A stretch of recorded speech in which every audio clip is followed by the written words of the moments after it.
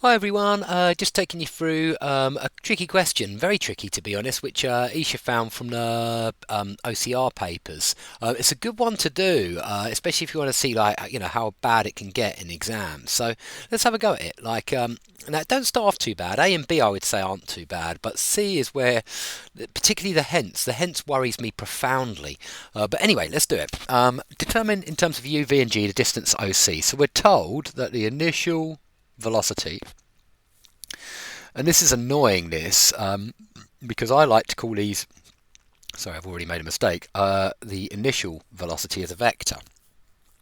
But using capital U and capital V for the x component and the y component of the velocity. Poor choice of notation now on OCR's part. I'm not impressed. But there we go.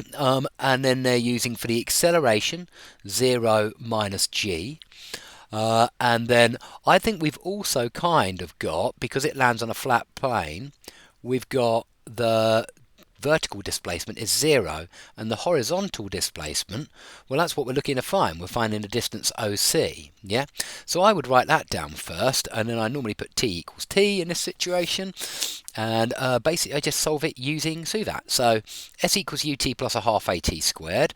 Now if we look at the y components, we can say that 0 equals vt minus g over 2 times by t squared.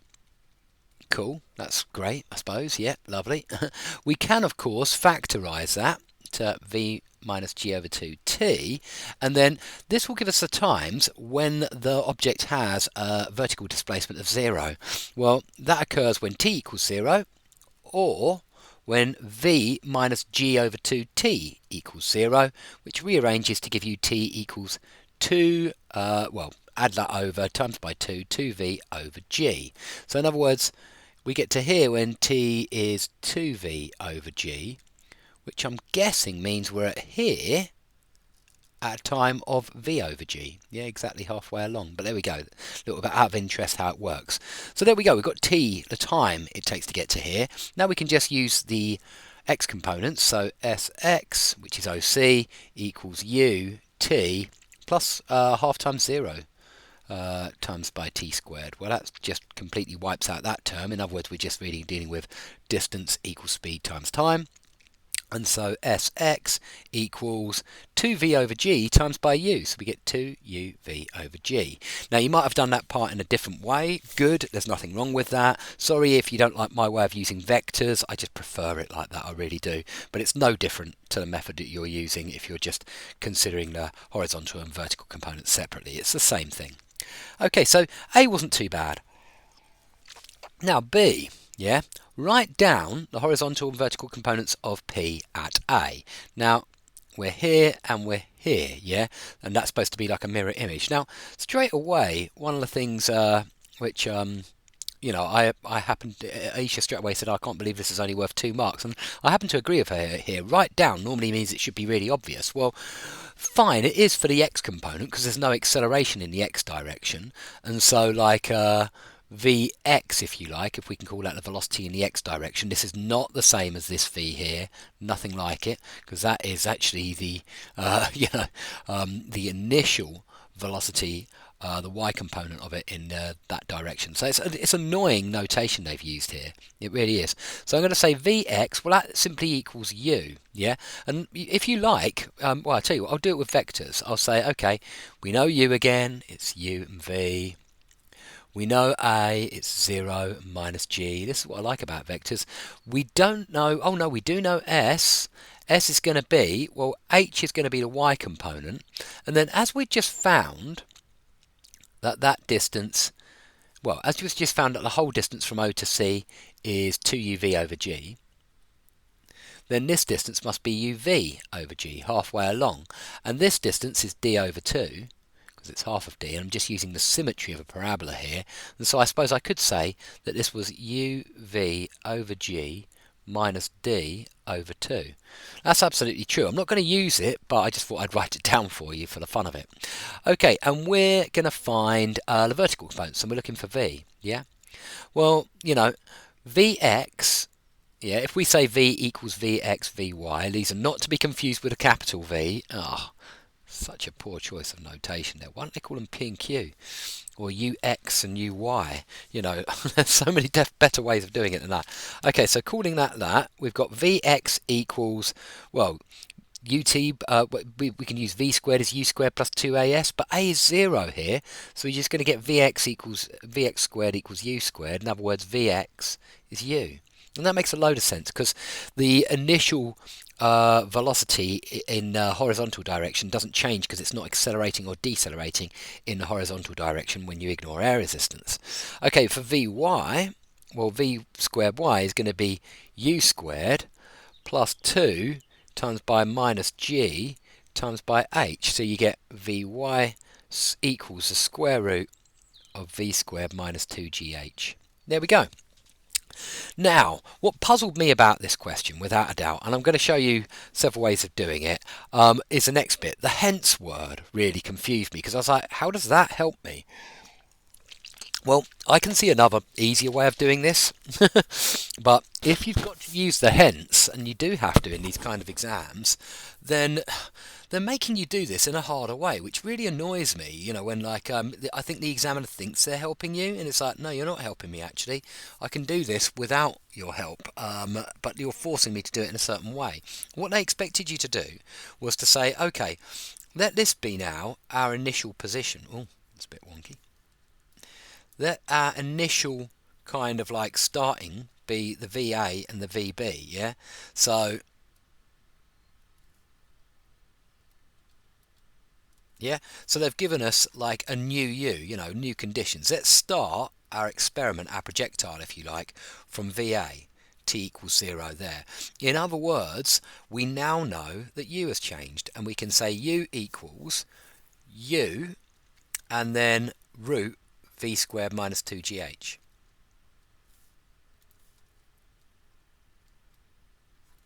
A is going to be 0 minus g again. And we can say where we are from here because we've got the distance here, d. We also know that the height from this point, it's not going to have been displaced at all. So we can use s equals, well, d in the x direction, but 0 in the y direction. Okay, and now we can use suvat to find a connection between A and D. So you can say T equals T. You can say straight away, well, S equals UT plus a half AT squared plus 0. So T equals D over U.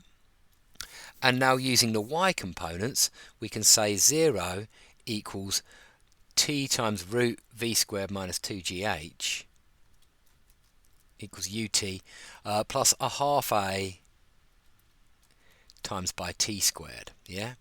And then you can plug in t as d over u, yeah? So we're going to have d over u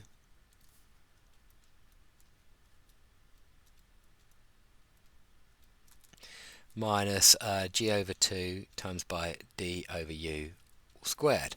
I'd probably times that. We want to basically make d the subject here. Times it all by 2u squared would be a good idea. And we're going to get 0 equals 2ud root v squared minus 2gh minus, and then we're going to have gd squared on the end. I suppose what you could do to make this really easy to solve, I think I did it as a quadratic when I was doing it in the session earlier, but let's just, you know, accept that you can take out, this equals 0, so you can take out a d. This is a much easier way of doing it. I can't believe I didn't see this earlier. You always end up doing things sometimes around the house. Minus gd. Okay, I've basically got it now because this bracket needs to be equal to 0. So 2u is root v squared minus 2gh, and that should equal gd. And hence d equals 2u over g root v squared minus 2gh. Okay, that's one way of doing it. But I didn't spot that they expected me to have this as a, you know, the time of 0. I'm just going to point out that you can get the answer in another way, yeah, but I don't think they'll allow it because it's not really using the previous result, and you have to in a hence question. That's the weird thing. But here's another way of looking at it. What we could have done is stuck with the original u equals uv, a equals 0 minus g. S, well, we could have had that as, just as I suggested, this uv over g minus d over 2 and h.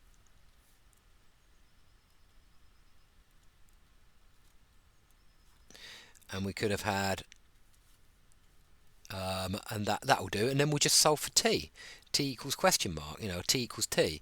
So all I'm going to do now is I'm just going to use s equals ut plus half at squared. So h equals vt minus g over 2 t squared. But I can also say that uv over g minus d over 2 equals ut, yeah?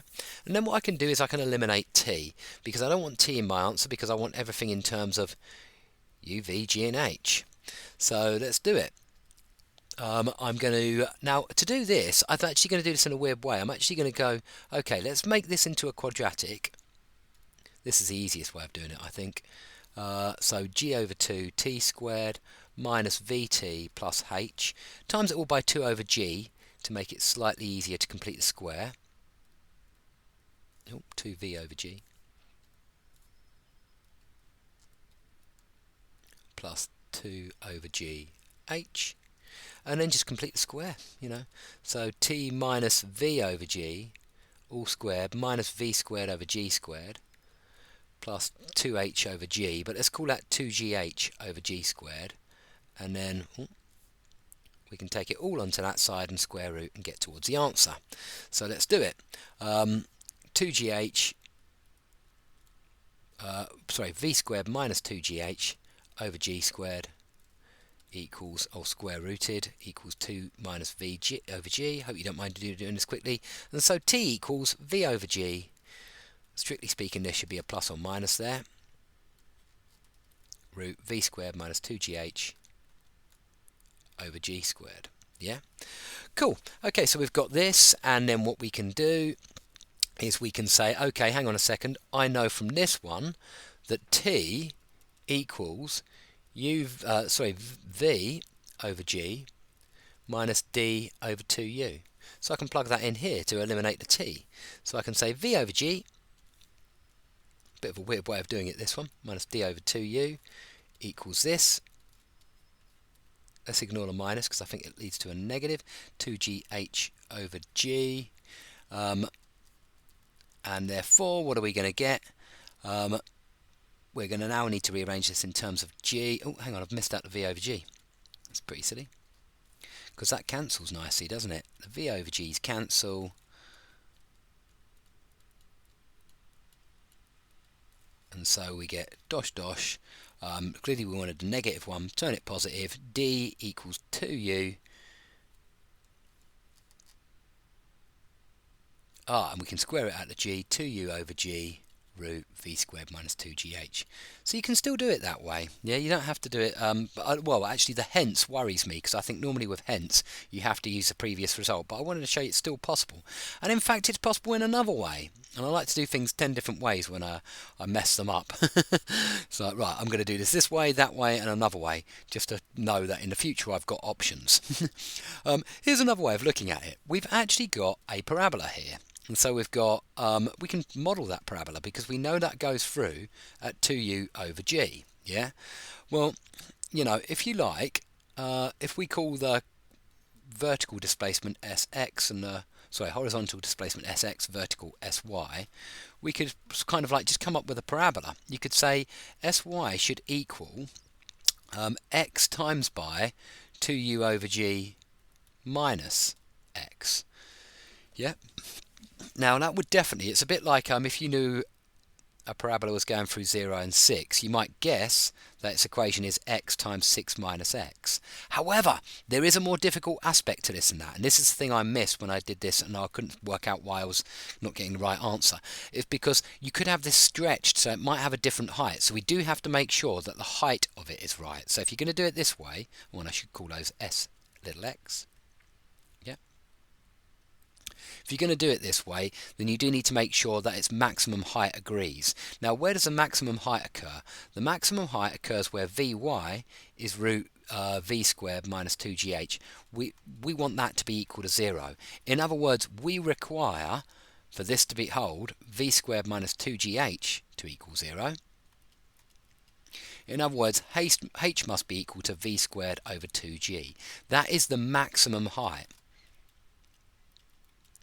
So we're going to make sure that sy equals this when you've got when you're modelling this. So put in a constant, and you can just say, well, v squared over 2g should equal a times, now this is going to arise when you're at uv over g, and so you've got a times uv over g multiplied by 2u over g minus uv over g. Oh, and this should be 2u v over g. I've just realised I've missed out a v on that. Sorry if you've spotted a mistake. Okay, so when we do 2uv over g minus uv over g, we get uv over g. Times it by uv over g, you're going to get u squared v squared over g squared. And if you rearrange this, you get a equals, well, cross out one of those, cross out that, cross out that, cross out that.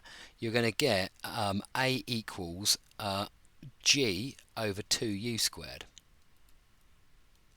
And so actually our parabola is g over 2u squared multiplied by sx multiplied by 2uv over g minus sx. This is a silly way of doing it. Please don't do it in the exam. It takes a lot longer, but I just wanted to show you it would work. Okay, sy is h, sx is uv over g minus d over 2. So you've got g over 2u squared. I might put that on that side actually.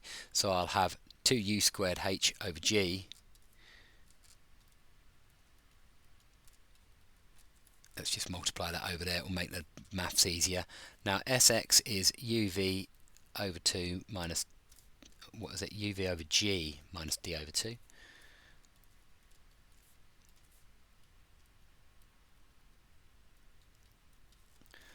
Multiplied by 2uv over g minus uv over g minus d over 2. The signs cancel and change, and you end up with a beautiful little difference of two squares here, and uv over g plus d over 2. We're almost there, trust me now. I just wanted to salvage this answer because I wanted to know where it was going wrong, and it was just that I've forgotten to make sure that the height occurs at the maximum. Okay, now we can actually turn this into u squared v squared over g squared minus d squared over 4, because that's a different two squares thing. 2u squared h over g, and we want to make this d equals. So if we take this over here, we're going to get d squared over 4 equals u squared v squared over g squared minus 2u squared h over g.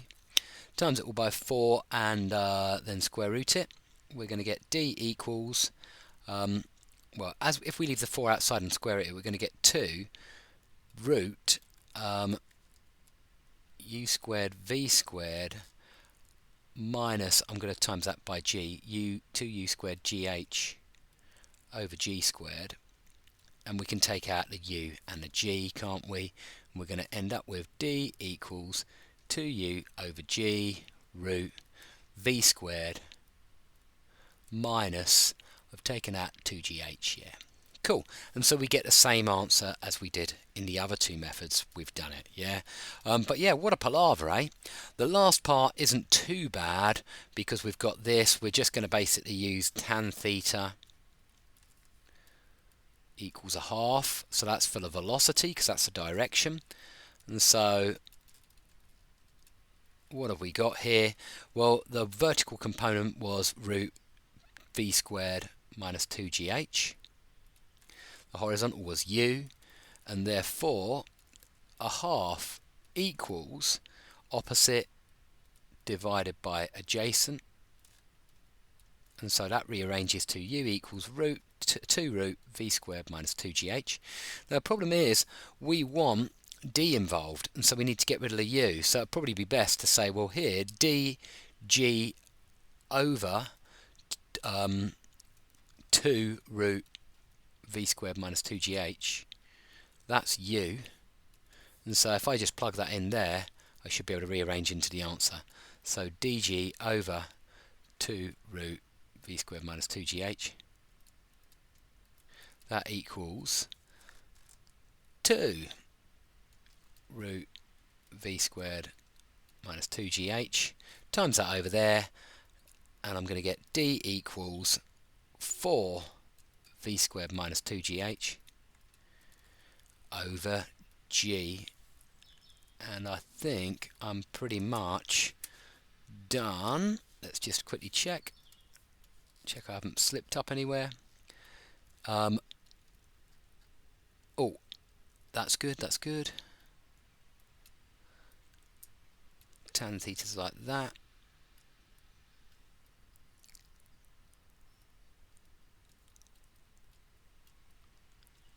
Let me just check, because I have a feeling that I have slipped up somewhere here again, but it's not a major one. Have I left out a square root here? Oh yeah, look, I've times that by 4. Oh no, I've square rooted, that's good. Yeah, 2UG, that's all correct. And so DG over 2U. Oh yeah, hang on a second, am I turning this into DG over 2 times that? That's good. And then tan theta is a half, so a half is opposite divided by that. So U equals 2 root that. Is it that I'm not making D the subject here? That's the problem. Determine expression for V. I had a feeling there was a square root involved, so we need V. So we just quickly rearrange this into dg over 4 plus 2gh square rooted is V. Apologies for that, I just actually didn't read the question.